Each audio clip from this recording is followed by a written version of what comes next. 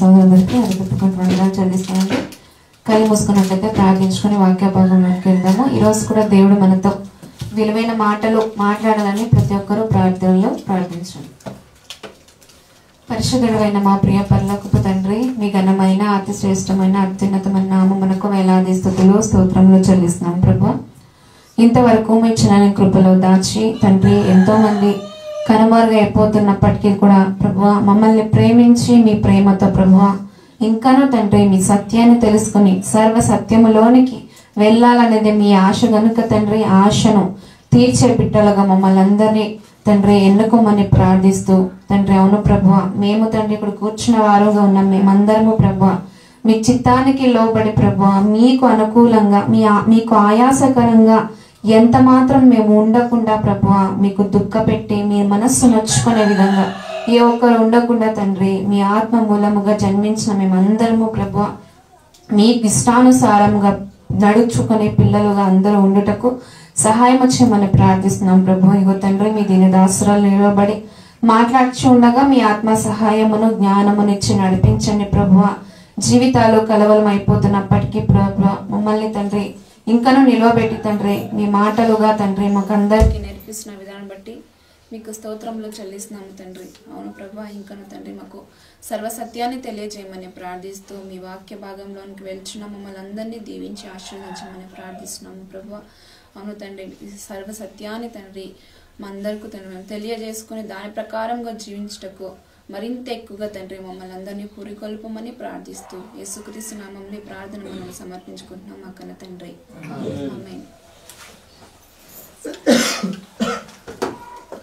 ఈరోజు కూడా మనం కొన్ని సంగతులు నేర్చుకున్నట్లయితే మనం ఎప్పుడు వాక్యాన్ని వింటూ ఉంటాము. ఏదో ఒక విషయంలో దేవుడు మనకు పలకరిస్తూనే ఉంటాడు మనల్ని.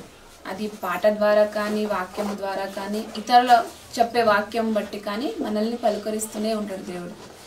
మన కళ్ళ ముందు ఎంతో మంది మరణం అయిపోతున్నప్పటికీ కూడా మనకు నేర్పించేది ఏంటంటే ఆ మరణము మనకు ఒక పాఠంగా నేర్పిస్తుంది.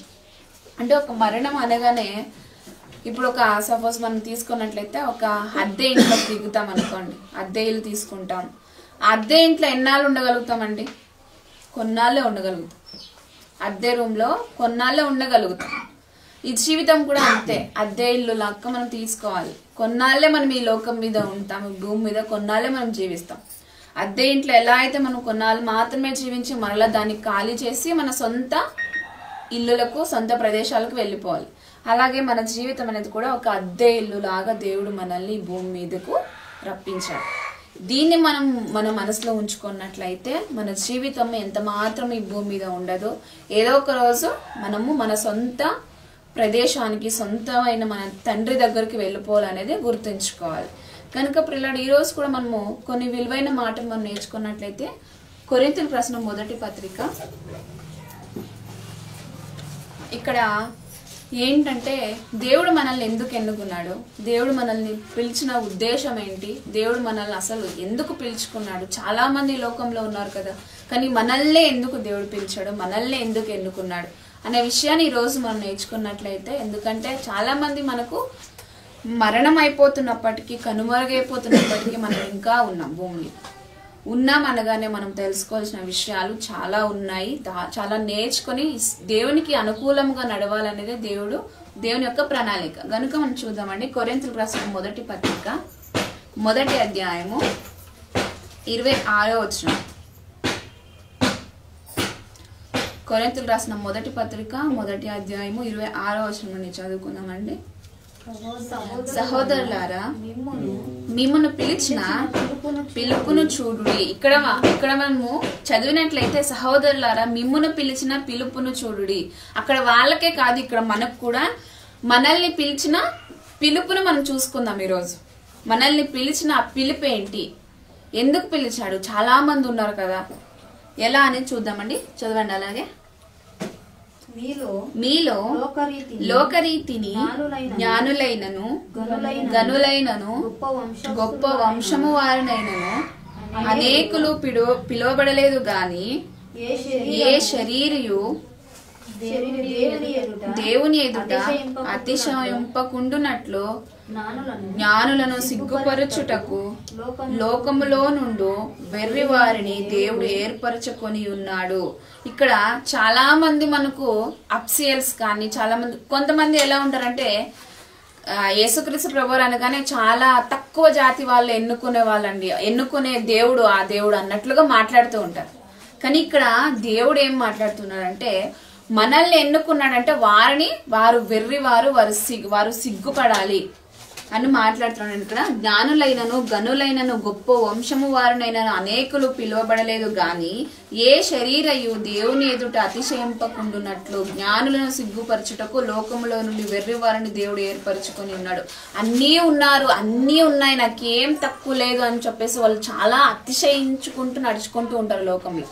సో అలాంటి వారు వారికి సిగ్గుపరిచినట్లు చూద్దామండి. అలాగే దేవుని ఎదుట అతిశయింపకుండునట్లు జ్ఞానులను సిగ్గుపరచుటకు లోకంలోని వెర్రి వారిని దేవుడు ఏర్పరచుకొని ఉన్నాడు.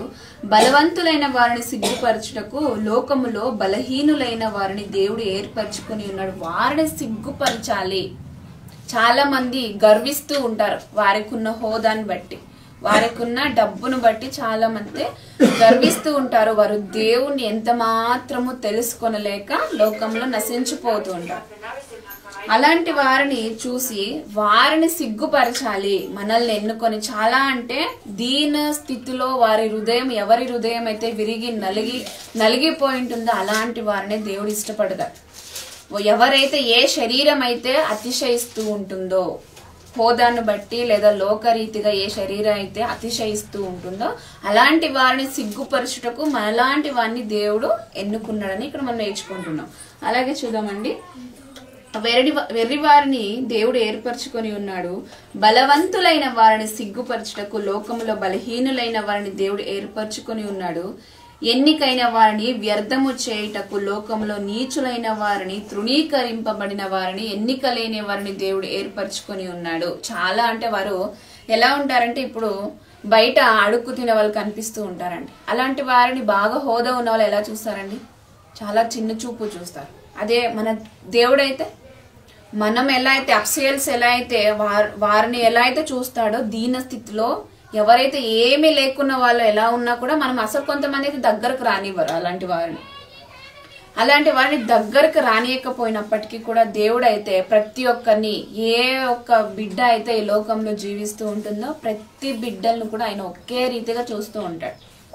అలాంటి వారిని సిగ్గుపరచాలని దేవుడు అలాంటి వారి బలహీనులైన వారిని ఎన్నుకుంటాడంట.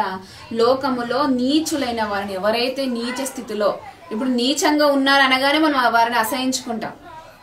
కానీ దేవుడు అలా కాదండి. ఎవరినైతే మనం తృణీకరిస్తున్నామో, ఎవరినైతే మనం అసహించుకుంటున్నామో అలాంటి వారిని దేవుడు ఎన్నుకుంటాడు.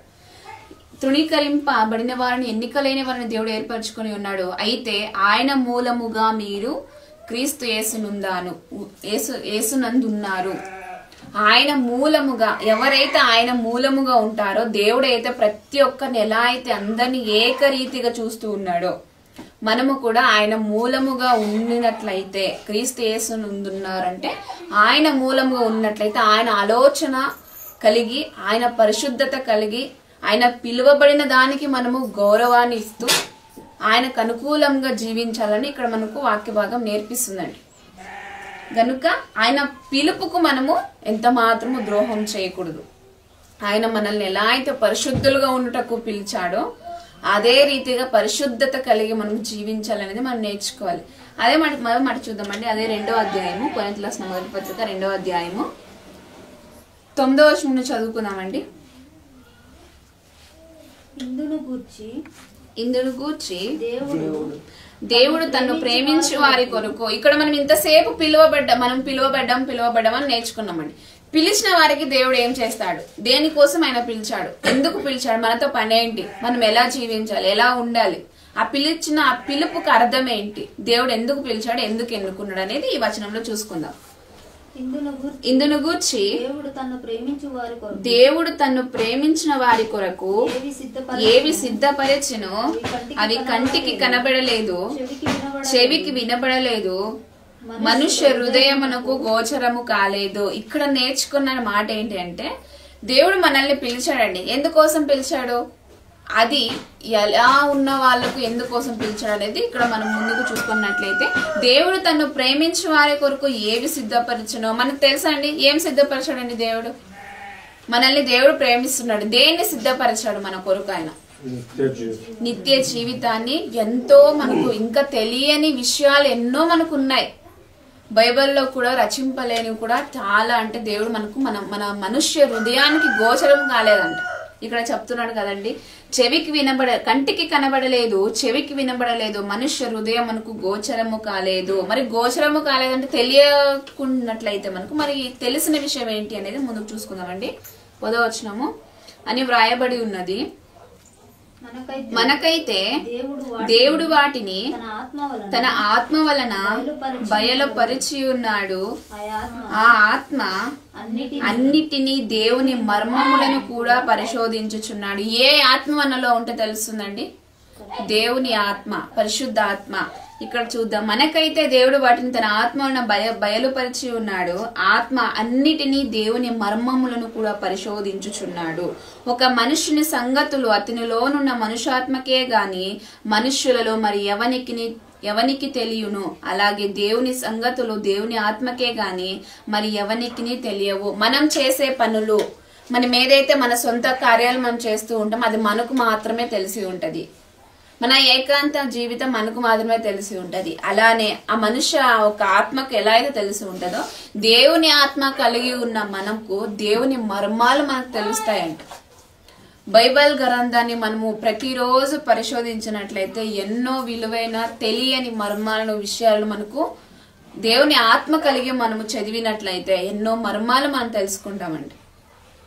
మనం చదవకుండా నెగ్లెక్ట్ చేసినట్లయితే మనకి ఏ విషయాలు కూడా మనకు అర్థం అవ్వవు.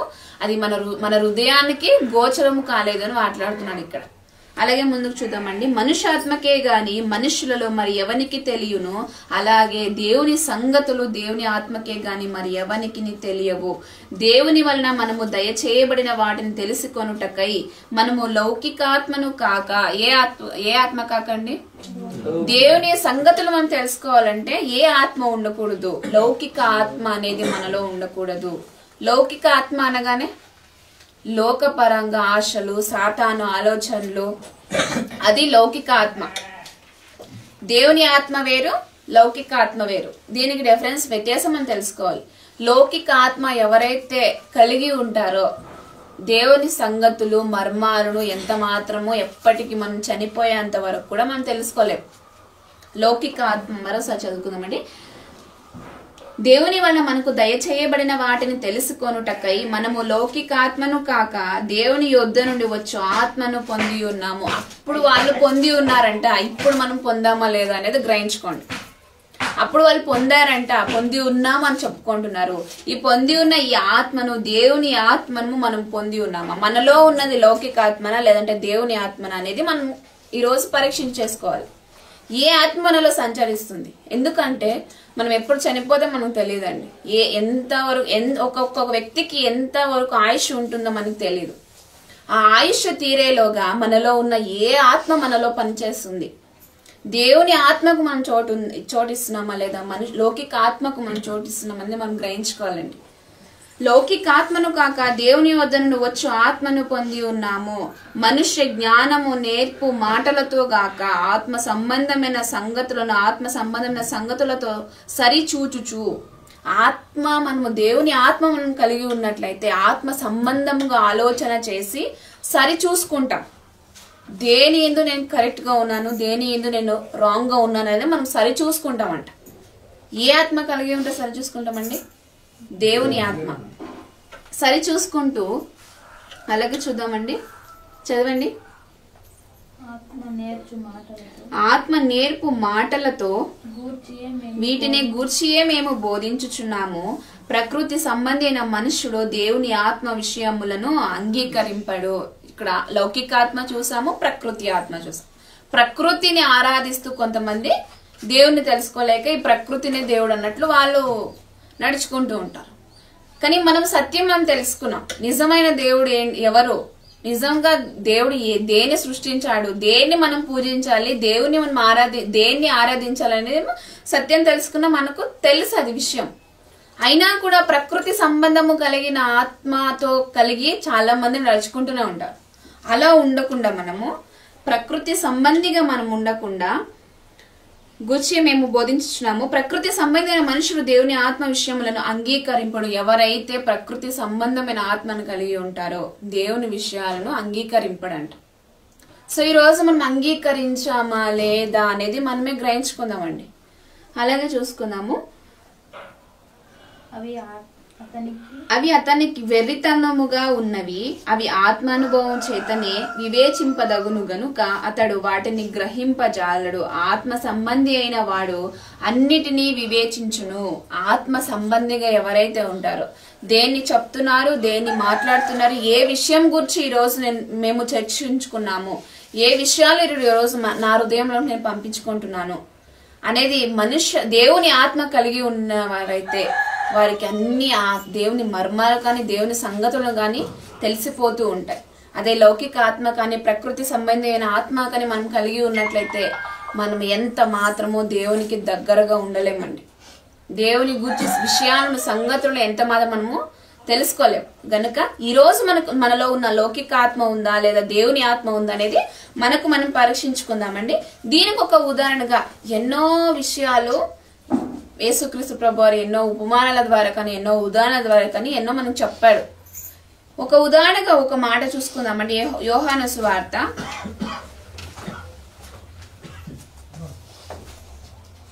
లౌకిక ఆత్మకు దేవుని ఆత్మకు ఎలా దాన్ని మనము డిఫరెన్స్ తెలుసుకోవాలి, ఎలా ఉంటే దేని గురించి మనం తెలుసుకునేది మనం చూద్దామండి. యోహాను సువార్త 3వ అధ్యాయము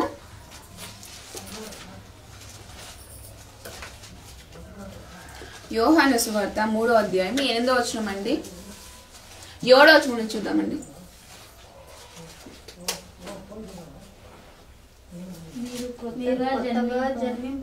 మీరు క్రొత్తగా జన్మింపవలనని నేను మీతో చెప్పినందుకు ఆశ్చర్యపడవద్దు. కొత్తగా జన్మ అనగానే చాలా మందికి వెర్రితనంగా, క్రొత్త జన్మ ఏంటండి, బాప్టిజం పొందగానే కొత్తగా అవ్వాలి, ఎలా జీవిస్తారు అన్నట్లుగా వెర్రితనంగా చూస్తూ ఉంటారు. మనకైతే మనం తెలుసుకోవాల్సిన విషయం ఏంటంటే క్రొత్తగా జన్మింపగానే మన హృదయాన్ని మనము నూతన పరచుకుంటున్నాము. నూతనముగా మనలో ఉన్న లౌకిక ఆత్మను తీసేసి దేవుని ఆత్మను మన హృదయంలోనికి ఆహ్వానిస్తున్నాము అని అర్థం చేసుకోవాలి. అలాగే చూద్దామండి, చదువుకుందాం. గాలి తనకిష్టమైన చోటును విసురును, నీవు దాని శబ్దము విందువే గాని అది ఎక్కడ నుండి వచ్చునో ఎక్కడికి పోవునో నీకు తెలియదు. అంతేకాదండి, ఇప్పుడు మనలో ఉన్న లౌకిక ఆత్మ కానీ లేదా దేవుని ఆత్మ కానీ అది ఏ ఆత్మ ఉందనేది మనకే తెలిసి ఉంటది. గాలి కూడా దాని శబ్దం మనం వింటాం. గాలి కనపడుతుందండి మనకు? కనిపించదు. అదే దేవుని కార్యాలు కూడా చాలా మందికి కనిపించకపోవచ్చు, కానీ మనకు దేవుని ఆత్మ కలిగిన మనకు అర్థమైపోతుంది, తెలిసిపోతుంది. మనకు దేవుని కార్యం నాలో జరుగుతుందా లేదా లౌకికాత్మమైన కార్యం జరుగుతుందా అనేది మనకు మాత్రమే తెలిసి ఉంటది. చూసుకుందామండి. గాలి తనకి ఇష్టమైన చోటుని విసురు, దానికి ఎక్కడ ఇష్టమైతే అక్కడ విసురుతూ ఉంటుంది గాలి. అలాగే విసురుతూ ఉన్నప్పుడు చూద్దామండి, విసురును, నీవు దాని శబ్దము విందువే గాని అది ఎక్కడ నుండి వచ్చినో ఎక్కడికి పోవునో నీకు తెలియదు. అది ఎక్కడి నుండి వస్తుందో ఎక్కడికి పోతుందో ఎలా వస్తుందో మనకు అర్థమవదు, కానీ దాని శబ్దం కానీ దాని స్పర్శ కానీ మనకు అర్థమవుతుంది. ఆ స్పర్శను మనము తెలుసుకుంటాం. ఆ స్పర్శను మనం తెలుసుకున్నప్పుడు ఆ ఒక మనలో ఉన్నది ఏ ఆత్మ అనేది మనము ఈజీగా గుర్తించుకోగలం. ఆ గాలి మనకు తెలుసు, అది ఎక్కడ పోతుందో మనకు తెలియదు. అలాగే దేవుని ఆత్మ మనకు తెలుసు, దాని కార్యాలు మనలో ఆ దేవుని ఆత్మ ఉంటే మాత్రం మనకు అర్థమవుతుంది. లౌకిక ఆత్మను పొందుకొని దేవుని కార్యాలు చేయాలనుకుంటే ఎంత మాత్రం అది సాధ్యపడదు. ఆ గాలి ఎలా అయితే దానికి ఇష్టమైన చోట్లకు వెళ్తూ ఉంటుందో మనలో ఉన్న ఒక దేవుని ఆత్మ కానీ దేవునికి ఇష్టమైన కార్యాలు చేయిస్తూ ఉంటుంది. దేవునికి అనుకూలమైన చిత్తానుసారంగా మనలో నుండి మన ప్రతి ఒక్కరి వెనకాల దేవుని ప్రణాళిక అనేది ఒకటి ఉంటుంది. ఆ ప్రణాళిక చొప్పున దేవుని ఆత్మ ద్వారా ఎన్నో విలువైన విషయాలు, సంగతులు కానీ, దేవుని మర్మాలు కానీ దేవుని ఆత్మ పొంది ఉన్నారు వారికి మాత్రమే తెలుస్తుంది. ఇది మనం గుర్తించుకోవాలండి. మరో మాట చూద్దామండి. ఇక్కడే గాలి గూర్చొక థామస్ వాట్సన్ గారు చాలా మంచి మాట చెప్పారండి. నీవు గాలిని తీసుకుంటున్న ప్రతిసారి దేవుని దయను నువ్వు తీసుకుంటున్నావని గుర్తించుకొని ఆయన మాట్లాడారండి. థామస్ వాట్సన్ గారు, నువ్వు గాలిని ప్రతిసారి నువ్వు తీసుకుంటున్న ప్రతిసారి ఆయన దయను నువ్వు లోపలికి తీసుకుంటున్నావని గుర్తించుకొని మాట్లాడారండి. అంతే కదండి, మనం తీసుకుంటూ ఉన్నాం. గాలి తీసుకుంటున్నామంటే ఆయన దయను మనము ప్రతిరోజు పొందుకుంటున్నామని అర్థం. దీన్ని మనం తెలుసుకోవాలి. మరో మాట చూసుకుందామండి. ఆ మాట చూసుకుని మనం ముగించుకుందాం ప్రియులారా. మరి ఇంత చదువుకున్న ఇన్ని విషయాలు మనం ఇంతవరకు మనం ఈ వచనాల్లో మనం నేర్చుకున్నాం. మరి మన లాస్ట్ అండ్ ఫైనల్ గా మనం చేయాల్సింది ఏంటి? ఏ ఆత్మతో మనలో ఉంటే ఎలా మనం నడుచుకోగలుగుతాం? ఏ ఆత్మ మనలో ఉంటే ఎలా మనం నాశనం అయిపోతాం? మనం చేయాల్సిన పని ఏంటి? ఎలా మనము ఈ మార్గమున ఏ మార్గమున మనం నడుచుకోవాలి? ఎలా మనము ఆయన సంగతులను మనం నేర్చుకోవాలి? ఎలా మనం నెరవేర్చాలి ఆయన సంగతుల్ని అనేది చూద్దామండి. లూకాసు వార్త 13వ అధ్యాయము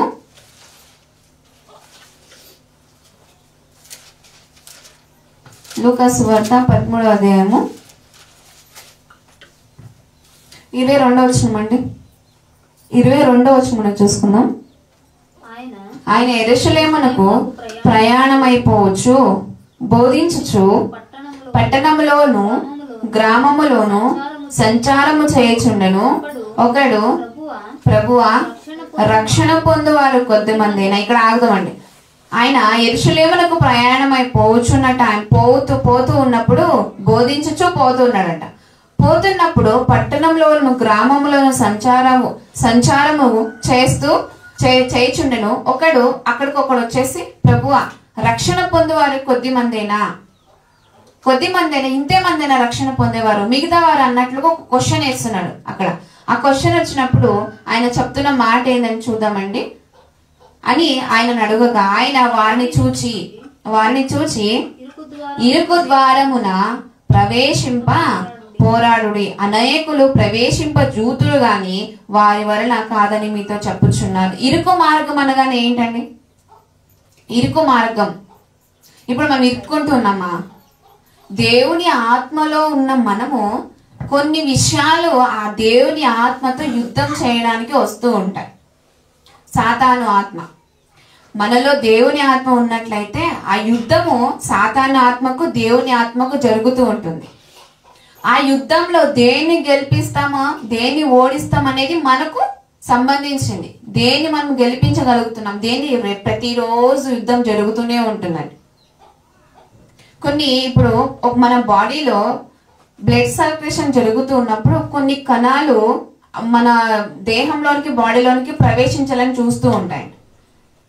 ఆ చూస్తూ ఉన్నప్పుడు మనలో ఉన్న కొన్ని కణాలు, మంచి కణాలు వాటితో యుద్ధం చేస్తూ ఉంటాయి. అవి ఆ బయట నుండి వచ్చే ఒక సూక్ష్మ కణాలు కానీ మనలోనికి చెడు కణాలు మనలోనికి రానికి ప్రవేశిస్తున్నప్పుడు మనలో ఉన్న మంచి కణాలు వాటిని రానివ్వకుండా అడ్డుకుంటూ ఉంటాయంట. అంటే మన బాడీకి మన రక్తానికి అంత ఉంటే దేవుని ఆత్మ కలిగితూ మనం జీవిస్తూ క్రైస్తవులుగా చెప్పుకుంటున్న ఇన్ని విషయాలు, ఇన్ని సర్వ సత్యంలోనికి దేవుడు మనల్ని నడిపిస్తున్నప్పటికీ కూడా ఆ యుద్ధము దేనితో మనము చేస్తున్నాం అనేది తెలుసుకొని దేన్ని మనము ఓడిస్తున్నామో, దేన్ని మనం గెలిపిస్తున్నాం అనేది మనం ఆలోచించుకోవాలండి.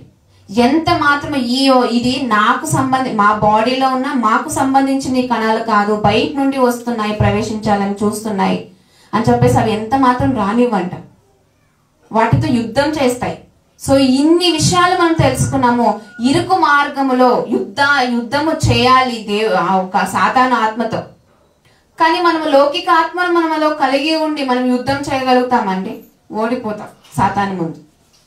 అలా ఓడిపోయినప్పుడు మనము, అందుకే ఇక్కడ అంటున్నాడు, చాలా మంది రక్షణ పొందుతారు, చాలా మంది బాప్టిజం తీసుకుంటారు. తీసుకున్నప్పుడు కూడా వారు యుద్ధం చేయలేక ఓడిపోతూ ఉంటారు. సో మనం ఓడిపోయే స్థితిలో ఉండకూడదండి. ఎంత ఇరుకు మార్గం మనలోకి వచ్చినప్పటికీ కూడా ఆ ఇరుకు మార్గమునందు మనం ప్రవేశించి దేవుని ఆత్మను గెలిపించే వారుగా మనము ఉండాలి ప్రతిరోజు. చూసుకుందామండి. ఒకడు ప్రభువు రక్షణ పొందువారు కొద్ది మందేనా అని ఆయన అడుగగా ఆయన మాట్లాడుతూ, ఆయన వారిని చూచి ఇరుకు ద్వారమున ప్రవేశింప పోరాడుడి, అనేకులు ప్రవేశింప జూతురు గాని వారి వలన కాదని మీతో చెప్పుచున్నాను. చాలా మంది ప్రవేశించాలని చూస్తారు, కానీ ఇప్పుడు దేవుని కొరకు మనం ఎంత మాత్రం బాధపడకుండా వారికి అనుకూలంగా వారి చిత్తానుసారంగా నడుచుకోవాలని ఇంకొంతమంది ఉంటారు. అలా కాకుండా దేవుని పనిలో నేను నలిగిపోవాలి, దేవుని కొరకు నేను కష్టపడాలి అనే వ్యక్తులు ఎవరైతే ఉంటారో వారు ఇరుకు మార్గమున ప్రవేశిస్తూ ఉంటారన్నమాట. అలా కాకుండా నేను నా యొక్క జీవితము సుఖముగా సాఫీగా సాగిపోవాలంటే అది ఎంత మాత్రం కుదరదండి. మనలో లౌకిక ఆత్మను ఉంచుకొని మనం దేవుని పని చేయాలంటే అది కుదరదు. దేవుని ఆత్మ కలిగి లౌకిక ఆత్మతో యుద్ధం చేసేవారుగా ప్రతిరోజు ఉండాలండి. ఇరుకు మార్గంలో దేవుని కొరకు నా కష్టార్జితాన్ని, నా జీవితము నలిగిపోవాలి అన్నట్లుగా దేవుని పనిలో ప్రతిరోజు నా ఊపిరి ఆగిపోయేంత వరకు దేవుని కొరకు నేను పని చేస్తూనే ఉండాలనేది చాలా మంది ఒక నిర్ణయం తీసుకోవాలి. అలా అని మనం సంతోషించకూడదు అని దేవుడు చెప్పట్లేదండి. దేవుని యందు అతిశయింపకుండా సంతోషముతో ప్రతిరోజు, దావీదు గారు అలాగే కీర్తించారు కదండి, ప్రతిరోజు ఉదయం లేవగానే పడుకునే ముందు ఆయన కీర్తిస్తూనే సంతోషముతో దినము పూర్తి ప్రతిరోజు ఆయన ఆనందిస్తూనే ఉన్నాడు దేవుని యందు. అందుకే ఇరుకు మార్గమున మనము ప్రవేశించి పోరాడాలి చెప్తున్నాడు కదా ఇక్కడ. పోరాడండి, మీరు పోరాడితే మనకు దొరికేది నిత్య జీవితము, జీవ కిరీటం మనకు వస్తుంది. ఎవరు చూసారులేండి ఇదంతా ఊరికే అన్నట్లుగా ఇంకొంతమంది ఎవరితనంగా జీవిస్తూ ఉంటారు. ఇన్ని విషయాలు మనకు విలువైన విషయాలు దేవుడు మనకు నేర్పిస్తున్నాడు. ఇంకా మనం నెగ్లెక్ట్ చేసినట్లయితే మనము ఎంత మాత్రం మనం దేవుని గెలుచుకోలేము, మనం ఓడిపోయే స్థాయిలోకి వెళ్ళిపోతాం. అలాగే చూసుకుందామండి 24వ వచనం. ఆయన వారిని చూచి ఇరుకు ద్వారమున ప్రవేశింప పోరాడుడి, అనేకులు ప్రవేశింప జూతురు గాని వారి వలన కాదని మీతో చెప్పుచున్నాను. ఇక్కడ ఒక మాట 25వ వచనం. ఇంటి యజమానుడు లేచి తలుపు వేసిన తర్వాత మీరు వెలుపల నిలిచి తలుపు తట్టి అయ్యా మాకు తలుపు తీయమని చెప్పున ఆరంభించినప్పుడు ఆయన మీరెక్కడిన వారో మిమ్మల్ని ఎరుగునని ఉత్తరం మీతో చెప్పాను. ఈ ఉత్తరం మనకు కావాలండి. ఈ ఉత్తరం మనకు అవసరం లేదు. యజమానుడు అనగానే మన కన్న తండ్రి. అందుకే ఇంటి యజమానుడు లేచి తలుపు వేసిన తర్వాత మీరు వెలుపల నిలిచి తలుపు తట్టి అయ్యా మాకు తలుపు తీయమని చెప్పున ఆరంభించి. ఇప్పుడు మనము ఇన్ని విషయాలు మనం తెలుసుకున్నప్పటికీ కూడా దేవుని చిత్తాన్ని నెరవేర్చలేక చనిపోయాం అనుకోండి, అప్పుడు మనము అయ్యా మనకు తలుపు తీయమని చెప్పినప్పటికీ కూడా మీరు ఎవరు అసలు నాకు తెలియదు. ఆ ఆన్సర్ మనకు రావాలండి. ఇలాంటి క్వశ్చన్ మనలో ఉండినట్లయితే దేవుడి నుండి వచ్చే ఈ ఆన్సర్ నాకు అవసరం లేదు, నా బిడ్డ, నా కుమార్తె, నా కుమారుడని ఈ మాట మనం పిలిపించుకోవాలి అంటే లౌకిక ఆత్మతో ప్రతిరోజు యుద్ధం చేసేవారుగానే మనం ఉండాలి. ఎంత మాత్రమో తప్పిపోయేవారుగా ఉండకూడదు ప్రియులారా.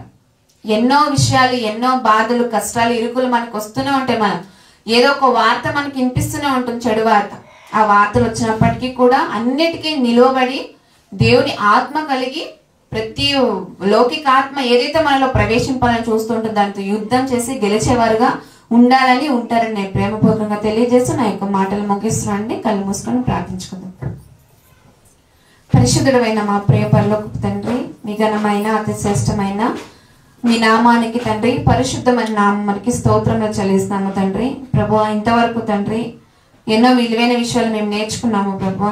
తండ్రి మీ జ్ఞాన సంగతులు ప్రభువా, మాకు మీ మర్మములు తండ్రి మేము తెలుసుకోవాలంటే మీ ఆత్మ కలిగి తండ్రి సంపూర్ణంగా మీలో మీకు లీనమైపోయేవారుగా, లొంగిపోయేవారుగా మమ్మల్ని అందరినీ మార్చమని ప్రార్థిస్తున్నాం ప్రభువా. అవును తండ్రి, మాలోనికి ప్రతిరోజు ప్రభువా ఏదో ఒక్కటి చెడు కణాలు, చెడు క్రియలు తండ్రి మాలోకి చేరాలని చూస్తూనే ఉంటాయి. కానీ ప్రభువా అలాంటి వాటిని రానియకుండా తండ్రి మాలో ఉన్న తండ్రి మీ యొక్క ఆత్మను ప్రభువా మేము పని చేయించుటకు తండ్రి మాకు సహాయం చేయమని ప్రార్థిస్తున్నాం ప్రభువా. లౌకిక ఆత్మను కాక ప్రభువా మీ ఆత్మను పొందుకొనే ప్రతి ఒక్కరికి తండ్రి ప్రభువా మరింత ఎక్కువగా తండ్రి శక్తి సామర్థ్యాలు తండ్రి మీరు అనుగ్రహించమని ప్రార్థిస్తున్నాం ప్రభువా.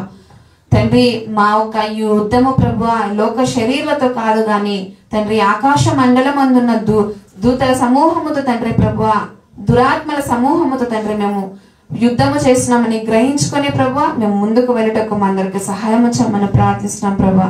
మరింత ఎక్కువగా తండ్రి మీ వాక్యాన్ని విని నేర్చుకునే ప్రభా దాన్ని మా హృదయంలోనికి దాచుకొని పని చేయుటకు తండ్రి మేమందరము సిద్ధపరిచేవారుగా మమ్మల్ని అందరినీ మార్చమని ప్రార్థిస్తూ తండ్రి రాబోయే తరాలను తండ్రి మీరు జ్ఞాపకం చేసుకోండి ప్రభా. ఇంకనూ ప్రభా ఎంతో మంది రక్షణ లేక నశించిపోతున్నారు, వారందరినీ తండ్రి మీరు జ్ఞాపకం చేసుకోండి.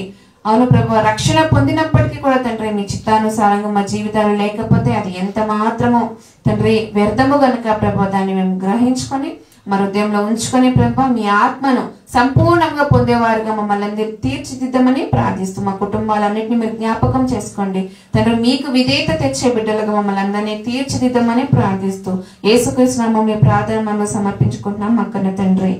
ఆమేన్. థాంక్యూ అండి. God bless you.